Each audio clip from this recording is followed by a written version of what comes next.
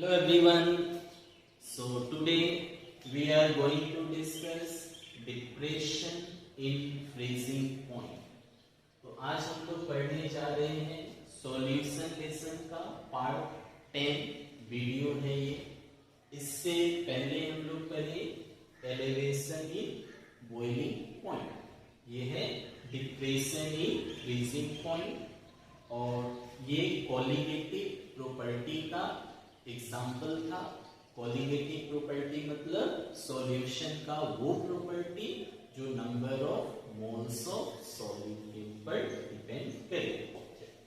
Depression in freezing point ये third example था। First हम लोग पढ़े relative loading in vapour pressure solution part 8 में। Second elevation in boiling point solution part 9 में। और अभी हम लोग पढ़ने जा रहे हैं depression in freezing point. It is denoted by del T F. F for freezing point, T for temperature, del for change. अच्छा, ये होता क्या है?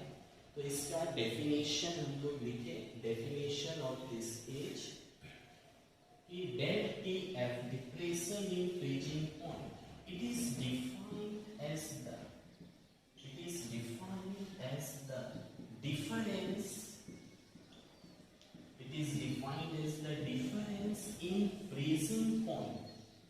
Difference in freezing point is the of the pure solvent and solution.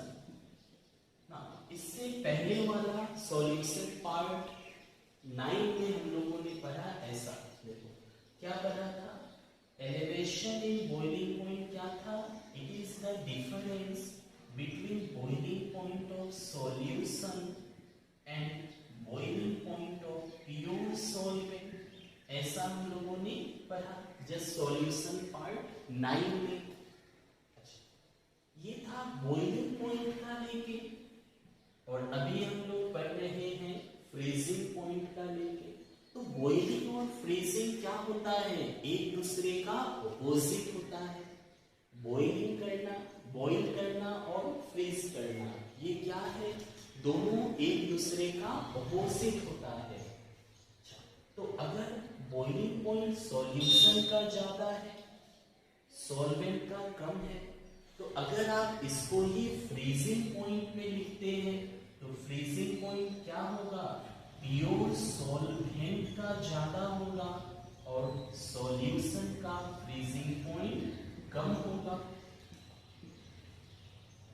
Boiling point में हम लोगों ने details में पढ़ा क्यों सॉल्यूशन का ज्यादा होता है, क्यों सॉल्वेंट का कम होता है। अगर आपने पार्ट 9 देखा है तो आपको आसानी से ये समझ में आ जाएगा। बॉइलिंग पॉइंट सॉल्यूशन का ज्यादा था, सॉल्वेंट का कम था, तो फ्रीजिंग पॉइंट क्या होगा? उल्टा कर दीजिए, सॉल्वेंट का ज्यादा, सॉल्यूशन का कम। तो इसी का जो डिफरेंस है इसे ही बोलते हैं depression in freezing point. Del T F. What is del T F? Depression in freezing point क्या होता है?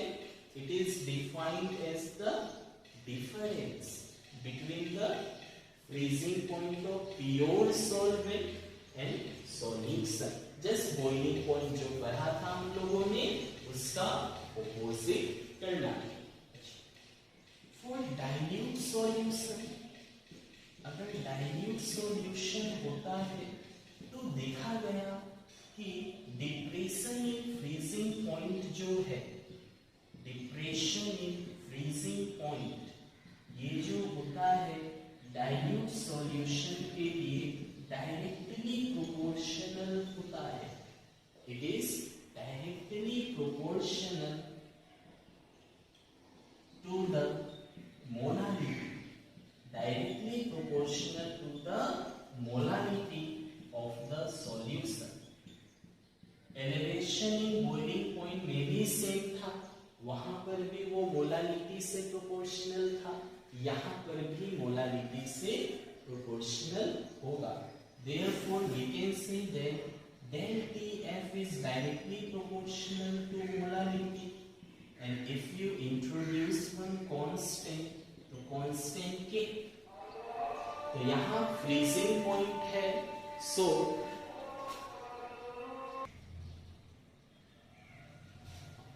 del TF constant क्या देंगे K, और freezing point का है तो KF दे दे, और मोलारिटी तो है ही।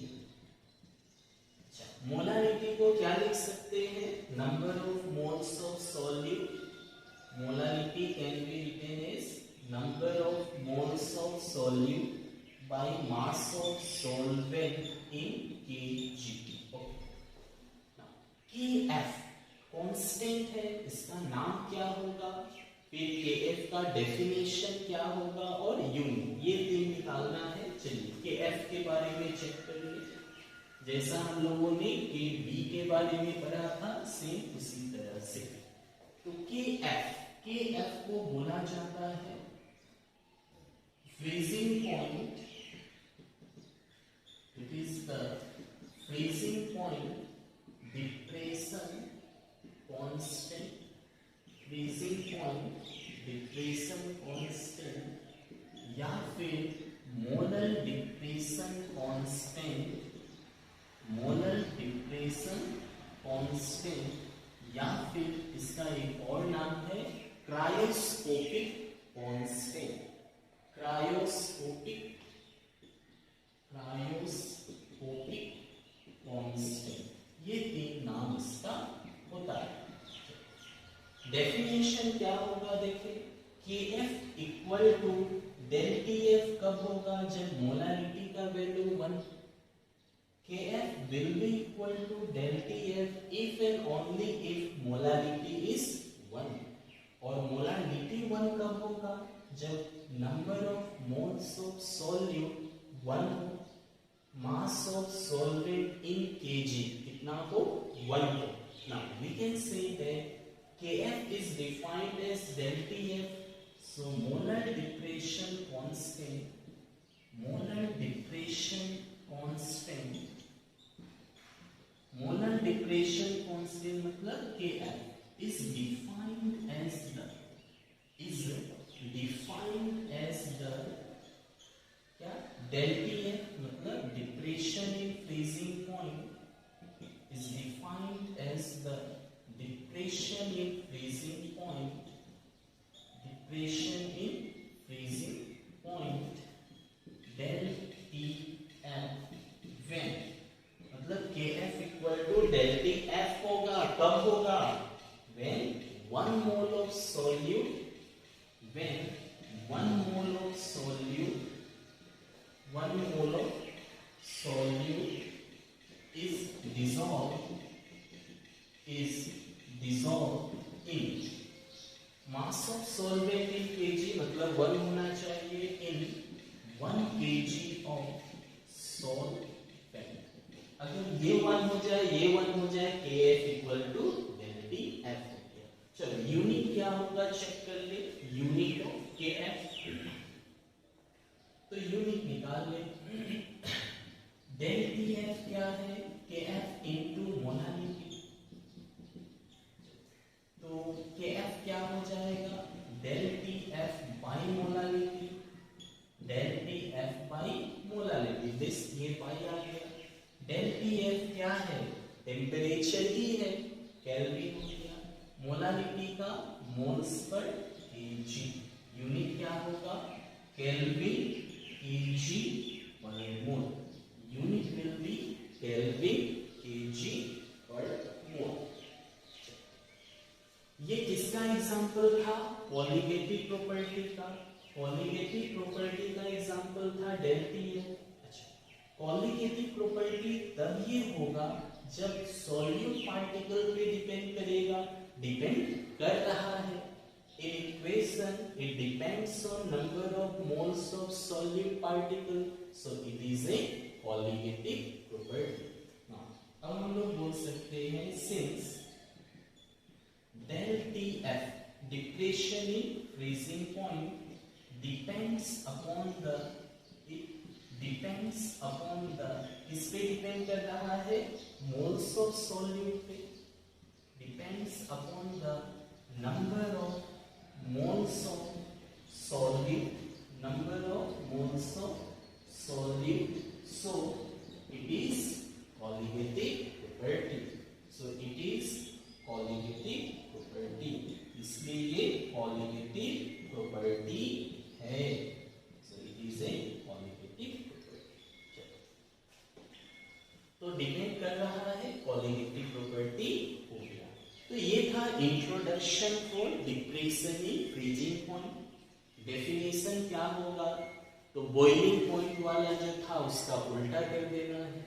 बॉइलिंग पॉइंट सॉल्यूशन का ज्यादा था, सॉल्वेंट का कम था, तो फ्रीजिंग पॉइंट पे उल्टा कर दो। तो we will say that depression in freezing point is defined as the difference between freezing point of pure solvent and solution. और डाइल्यूट सॉल्यूशन होगा तो delta F directly proportional to molarity equal to दिया constant Kf, नाम इसका freezing point constant हो गया, depression constant या molar depression constant या क्रायोस्कोपिक कांस्टेंट, डेफिनेशन यूनिट, और डेल्टा एफ डिपेंड्स करता है मोल्स ऑफ सॉल्यूट पे, तो ये क्या है, it is a colligative property. अब हम लोग इसके न्यूमेरिकल्स कर ले। सो वन न्यूमेरिकल हम लोगों ने ले लिया डिप्रेशन इन फ्रीजिंग पॉइंट से। Now question is 45 gram of ethylene glycol is mixed with 600 gram of water. तो इथिलीन ग्लाइकोल कितना लिया हमने, 45 ग्राम, उसको 600 ग्राम वाटर के साथ मिक्स कर दिया। कैलकुलेट, क्या निकालना है, freezing point depression. Freezing point depression मतलब क्या हुआ, डिप्रेशन इन फ्रीजिंग पॉइंट मतलब डेल टी एफ। तो आपको निकालना क्या है, फर्स्ट का हम लोग ले डिप्रेशन फ्रीजिंग पॉइंट मतलब डेल टी एफ कितना होगा, depression in freezing point, freezing point depression del T F कितना होगा, this we have to find. क्या क्या दिया है, इथिलीन ग्लाइकोल को मिक्स किया वाटर में, कौन ज्यादा है, water, so water will act as a solvent, जो ज्यादा अमाउंट में होता है वो सॉल्वेंट, और इथिलीन ग्लाइकोल क्या हो जाएगा, दिस विल बी सॉल्यूट, क्योंकि कम है। कैसे पता चला, देख लो 45 ग्राम है, water 600। Given mass of ethylene glycol कितना है, 45 ग्राम, और गिवन मास ऑफ वाटर कितना है, 600 ग्राम। तो सॉल्यूट का मोलेकुलर मास भी चाहिए, क्योंकि आप मोलारिटी निकालेंगे, मोलारिटी में मोल्स ऑफ सॉल्यूट होता है, तो given mass by molecular mass. तो आप molecular mass of ethylene glycol निकालिए, फॉर्मूला दिया है C2H6O2, कितना होगा चेक कर ले, कार्बन का 12 है इंटू 2 प्लस हाइड्रोजन 1 है इंटू 6 प्लस ऑक्सीजन का 16 होता है, 2 बार है इंटू 12 2 सा 24 plus 6 plus 32, how much it will be, 6 4 10 to 12, 3 to 5 1 662 ग्राम पर मोल। मास ऑफ वाटर क्या होना चाहिए, सॉल्वेंट का मास केजी में, चलो वहां पे आप बदल सकते हैं। तो मास ऑफ वाटर 600 ग्राम है, तो इसको 600 बाय 1000 केजी। क्यों आपने वाटर का मास को केजी में लिखा, क्योंकि मोलारिटी वहां डेफिनेशन है moles of solute by mass of solvent in KG. अच्छा, इक्वेशन यूज करें डेल टी एफ का, देयरफॉर डेल टी एफ क्या था फॉर्मूला, के एफ इंटू मोलारिटी, के एफ इंटू मोलारिटी, ओके, के एफ मोलारिटी क्या था, मोल्स ऑफ सॉल्यूट, सॉल्यूट कौन है, ethylene glycol, bye mass of solvent कौन है, water in kg. This was the formula. क्या moles of solute को क्या लिखेंगे, given mass by molecular mass, और mass of water in kg तो है, give values kf. How much value is given kf? kf for water 1.86 into given mass of ethylene glycol 45 by molecular mass 62. अच्छा, mass of water in kg, kg में था 600 by 1000. कितना होगा 600 by 1000, तो 2 0 cut गया, that is, और 2 से 3 बार में, 2 से 5 बार में, तो 3 by 5 kg. Directly you can write 3 by 5. Now simplify करने से जो आया वही आंसर हो जाएगा. तो 5 ऊपर चला गया, 3 से ये कट हो जाएगा, और then simplify, 3 1 जा 3, 3 से ये कट गया, 3 6 जा 18, 3 2 जा 6 हुआ. अच्छा, 3 से ये कट गया, इतना आंसर. 0.62 से ये कट जाएगा, ठीक है, तो कितना कटेगा 0.62 into 45, ये 5 ऊपर गया by 62.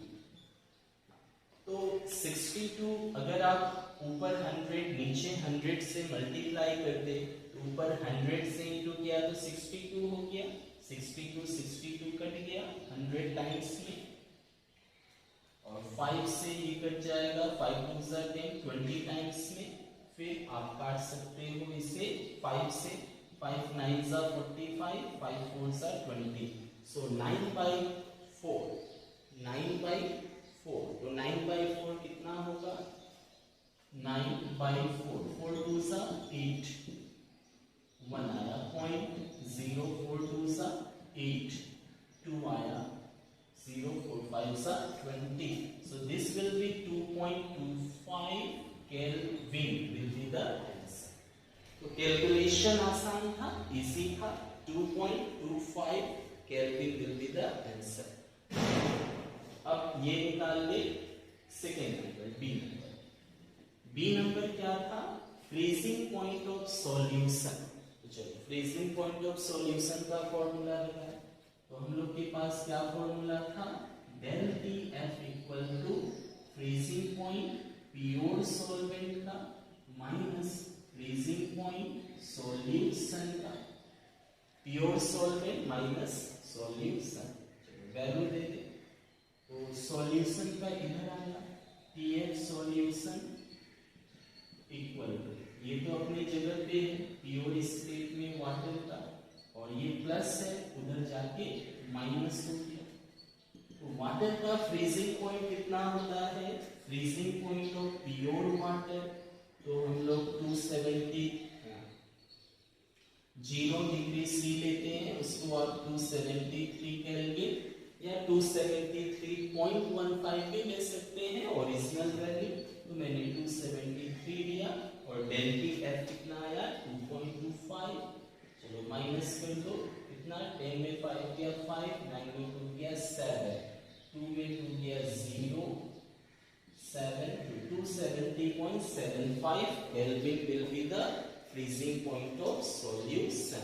That will be our final answer. ठीक है, 270.75. तो ये एक न्यूमेरिकल हुआ. लेट्स एक और ले लें न्यूमेरिकल इसका. So next question is calculate the mass of ascorbic acid. ascorbic acid क्या होता है, विटामिन सी को बोला जाता है. फॉर्मूला है 6 carbon 8 hydrogen 6 oxygen. To be dissolved in 75 gram of acetic acid to lower its melting point by 1.5 degree C. K F का value दिया. तो पहले कौन सॉल्यूट कौन सॉल्वेंट देख ले. तो एस्कॉर्बिक एसिड को क्या किया आपने, to be dissolved in acetic acid. तो एस्कॉर्बिक एसिड को आपने डिसॉल्व किया एसिटिक एसिड में, तो एस्कॉर्बिक एसिड क्या हो जाएगा, दिस विल बी सॉल्यूट। किसमें डिसॉल्व किया, एसिटिक एसिड में, ये क्या होगा, सॉल्व। तो क्या क्या दिया है ये लिख ले, गिवन। तो गिवन इसमें क्या क्या है, पहला है calculate the mass of ascorbic acid. तो मास ऑफ एस्कॉर्बिक एसिड कितना होगा, अच्छा सॉल्यूट का क्या चाहिए, मोलिकुलर मास, क्योंकि आप मोलालिटी का इक्वेशन तो लिखेंगे ही, फ्रीजिंग पॉइंट का क्वेश्चन है, मोलालिटी आएगा ही, और मोलालिटी में सॉल्यूट का मोलिकुलर मास लगेगा ही। निकाल लीजिए molecular mass of ascorbic acid, formula है 6 कार्बन 8 हाइड्रोजन 6 ऑक्सीजन। कार्बन 12 है इंटू 6, हाइड्रोजन 1 है इंटू 8, ऑक्सीजन 16 है into 6। How much it will be, so 12 6 are 72 plus 8 plus 96. How much it will be, 8 to 10, 10 or 6, 16, 1, 9, 10, 7, 17. 176 gram per mole, 176 gram per mole। चलो और क्या दिया है, 75 gram acetic acid. Okay, given mass of acetic acid is 75 gram. इसको ascorbic as दे देते हैं, ascorbic दोनों ए हो जाएगा, एस्कॉर्बिक एसिड कितना होगा, okay this is ascorbic acid, it is acid. To lower its melting point, melting point कितना कम हो गया, 1.5 डिग्री सी, 1.5 डिग्री सी कम हो गया। अच्छा मेल्टिंग पॉइंट कम हो गया, तो हम लोगों ने जो पढ़ा यहाँ पे मेल्टिंग पॉइंट का तो कोई बात ही नहीं है, हम लोग किसका कर रहे हैं, फ्रीजिंग पॉइंट का। दिया क्या है, melting point. Now let's check once, melting होता क्या है, सॉलिड से जब आप लिक्विड में कन्वर्ट करोगे, इसी को तो मेल्टिंग बोलते हैं। तो सॉलिड में जितना हीट आप दोगे ताकि वो लिक्विड में कन्वर्ट हो जाए, दैट इज मेल्टिंग। अच्छा फिर लिक्विड को सॉलिड में कन्वर्ट करने के ही तो फ्रीजिंग बोलते हैं, फ्रीज करना। फ्रीज मतलब क्या, लिक्विड को सॉलिड में बदलना। तो जितना हीट आप दोगे, whatever heat we will supply for conversion of solid to liquid, उतना ही हीट निकालना पड़ेगा, तो लिक्विड से सॉलिड होगा। जितना आप दोगे तो सॉलिड से लिक्विड हुआ, उतना हीट आप निकाल लिया तो अगेन लिक्विड से सॉलिड हो गया। मतलब हीट का जो वैल्यू है दैट विल बी सेम। अब आप दे रहे हो या निकाल रहे हो, उस पे प्रोसेस का अलग अलग नाम है, but amount of heat, temperature जो है वो तो सेम होगा। जितना आप हीट दिया मेल्ट हुआ, उतना निकाल दिया फ्रीज हो गया। तो दिया है लोअर इन मेल्टिंग पॉइंट, हमें मेल्टिंग पॉइंट नहीं चाहिए, तो हमें क्या चाहिए, डिप्रेशन इन फ्रीजिंग पॉइंट। तो डिप्रेशन इन फ्रीजिंग पॉइंट कितना दिया है, 1.5 डिग्री। ठीक है, ये फ्रीजिंग पॉइंट में वैल्यू तो सेम ही होगा, दिया है मेल्टिंग पॉइंट, बट आप लिख सकते हो फ्रीजिंग पॉइंट, क्यों, दोनों एक दूसरे का ऑपोजिट है। KF दिया है, दिया है 3.9 केल्विन kg पर मोल। अब हम लोग क्या करें, तो डिग्री सेल्सियस को केल्विन में बदल दें। तो केल्विन में बदलने के लिए क्या करना होता है, 273.15। तो हम लोग राउंड फिगर ले लें, 273 प्लस करते हैं तो इतना केल्विन होगा। So this will be 274.5 kelvin. So this is wrong. क्या हो गया, गलत हो गया। हाउ इट इज रॉन्ग, ऐसे ही होता है ना, डिग्री सी को केल्विन में बदलना। नाउ सी, कैसे ये रॉन्ग हुआ? रॉन्ग तो लग नहीं रहा है, डिग्री सेल्सियस है, आप केल्विन में बदलेंगे, 273 प्लस करना होता है, कर दिया तो 274.5 हुआ। तो ये नहीं होगा, ऐसे नहीं होगा, रॉन्ग है। क्यों रॉन्ग है? Let's check once.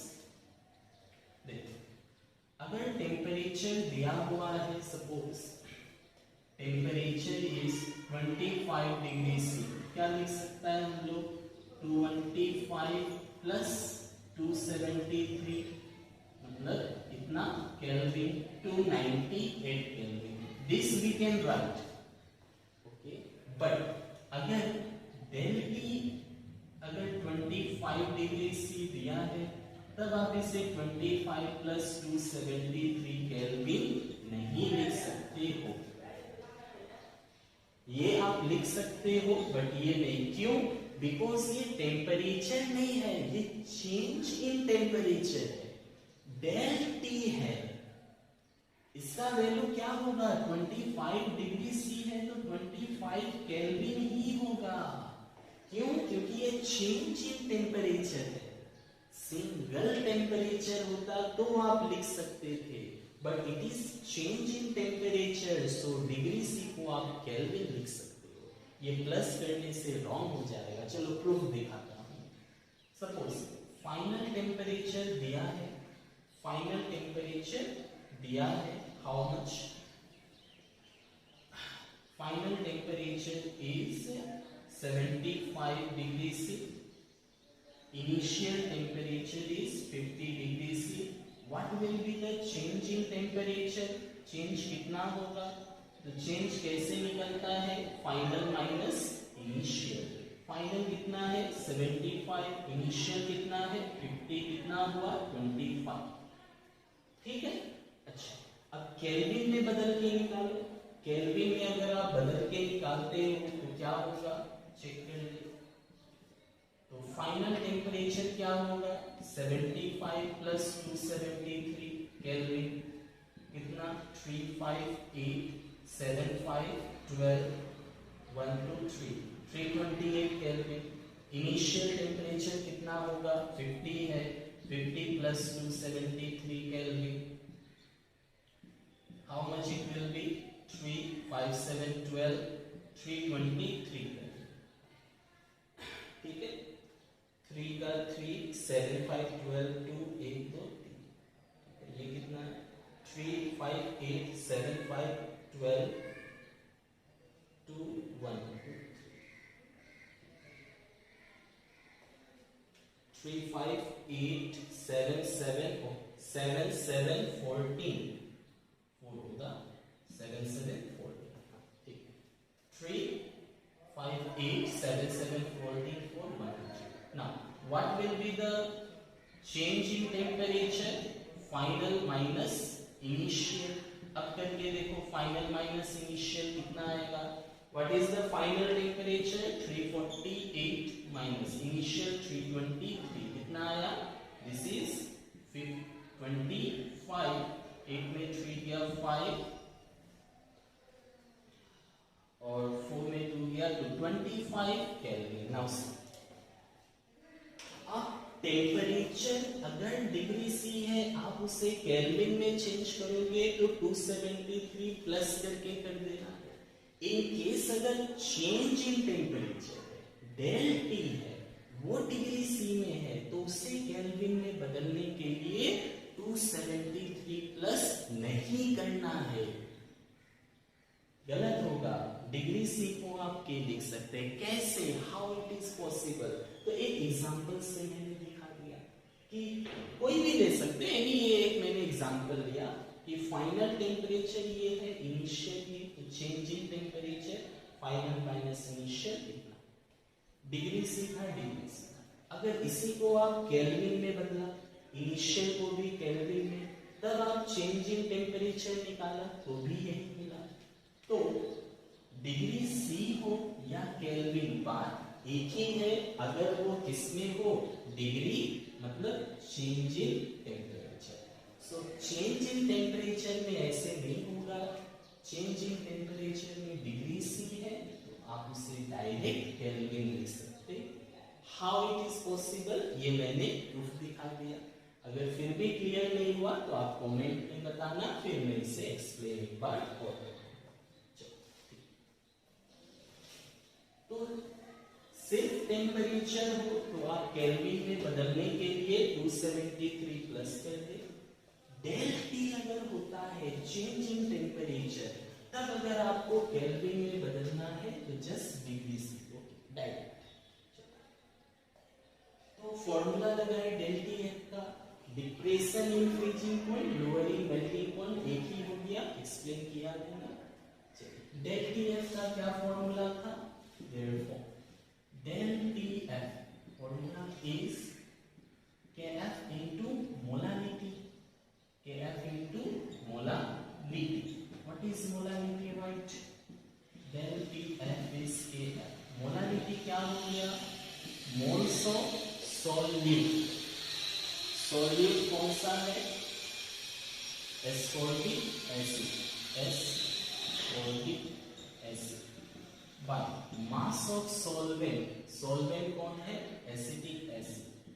Acetic acid और मास ऑफ solvent क्या होता है, Kg. del TF equal to Kf in number of moles क्या होगा, गिवन मास एस्कॉर्बिक का acid by molecular mass ascorbic acid का और mass of acetic acid in Kg. अब वैल्यूज लेके सिंप्लीफाई करें। डेल टी एफ कितना है 1.5, Kf कितना है 3.9, मास ऑफ एस्कॉर्बिक एसिड निकालना है, this mass of ascorbic acid we have to find. molecular mass of ascorbic acid कितना है 176 और mass of acetic acid कितना है 75 ग्राम। kg में बदलोगे तो by 1000 करना पड़ेगा, तो kg में चाहिए तो 75 by 1000 kg, क्योंकि हम लोग kg में लिखते हैं ना सॉल्वेंट का मास, तो यहाँ ग्राम था तो बाई 1000 कर दिया kg. Now simplify and find this, तो क्या होगा, ये वैल्यू 1.5 डिवाइड वाला ऊपर आएगा 176 आया, 75 आया और ऊपर वाला नीचे आएगा 3.9 नीचे आया। ये तो डिवाइड का डिवाइड ऊपर गया, फिर ऊपर से ये नीचे आ गया 1000, इतना ग्राम हो जाएगा मास ऑफ एस्कॉर्बिक एसिड। इसे सॉल्व करके, सॉल्व करने से आएगा 5.08, 5.08 आप सॉल्व करके देख लेना, इतना ग्राम एस्कॉर्बिक एसिड हो गया। सो यहाँ पे आपको दो चीज नया मिला इस क्वेश्चन में। एक मिला कि चेंज इन टेम्परेचर अगर डिग्री सी है आप डायरेक्ट केल्विन लिख सकते हैं, 273 प्लस नहीं करना, और लोअर इन मेल्टिंग पॉइंट तो उसे आप लोअर इन फ्रीजिंग पॉइंट भी बोल सकते हैं, क्योंकि जितना हीट आप देंगे मेल्ट करने को उतना हीट निकाल देने से वो फ्रीज हो जाए।